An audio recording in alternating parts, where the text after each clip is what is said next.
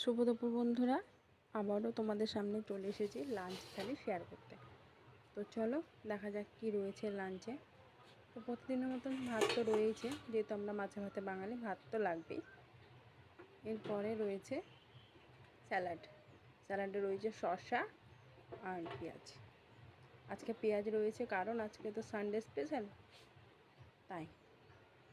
এরপর রয়েছে লেবু আর লঙ্কা। তারপরেই রয়েছে শাক, লাল শাক, আর এরপরেই রয়েছে মূলোর শাক।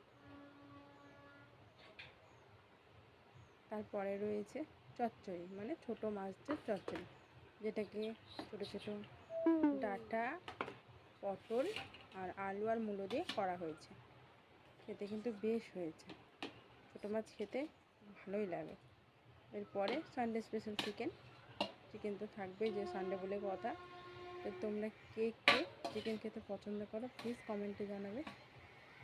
আর সবাই ভালো থেকো, সুস্থ থাকো। আজকের মতো এই পর্যন্তই, দেখা হচ্ছে নেক্সট ভিডিওতে। Tata, bye bye.